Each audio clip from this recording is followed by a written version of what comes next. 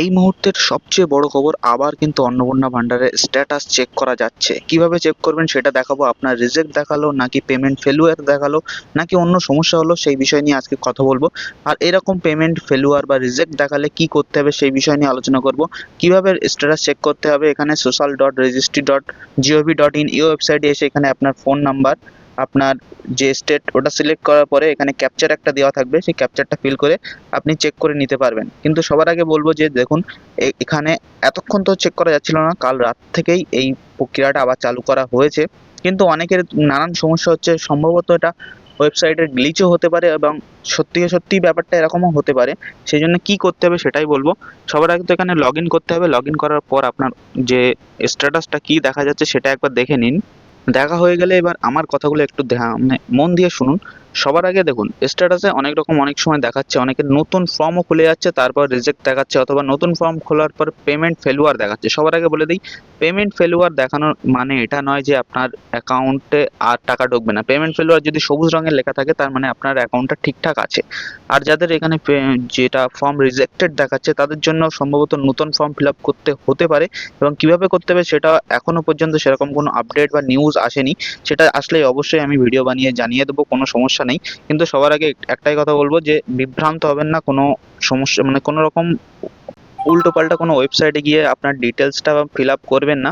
সবার আগে একটু ধৈর্য ধরুন, কারণ প্রথমে তো স্ট্যাটাস চেক করা যাচ্ছিল না, তারপর স্ট্যাটাস চেক করা যাচ্ছে, তারপরে আবার বন্ধ হয়ে গেছিলো, এখন আবার সবাই স্ট্যাটাস চেক করতে পারছে। আবার এখনো কিছু কিছু মানুষের এখনো স্ট্যাটাস চেক করা যাচ্ছে না, তাদের জন্য বলবো একটু ধৈর্য ধরুন। আর যাদের ফর্ম ফিল আপ করতে হবে সেটা কিভাবে করতে হবে সেটাও জানিয়ে দেওয়া হবে, কোনো সমস্যা নেই।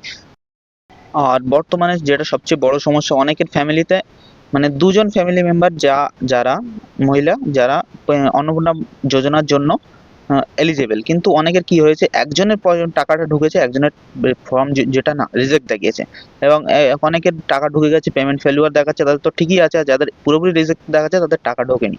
তো এটা বলবো যে কোনো রকম দুশ্চিন্তা করবেন না। এটা সম্ভবত কোনো ডাটা এন্ট্রির সময়, যখন আমরা ফর্ম ফিল আপ করার পরে অফিসিয়াল লেভেলে যখন ডাটা এন্ট্রি করে ওটাকে পাঠানো হয়, তখন সম্ভবত কোনো না কোনো ভুল হয়েছে, নিশ্চয়ই এটাই কোনো কারণ হতে পারে, বা অন্য কোনো কারণ যদি থেকে থাকে, আমার হাতে যদি কোনো নিউজ থাকে আমি অবশ্যই ভিডিও বানিয়ে জানিয়ে দেবো।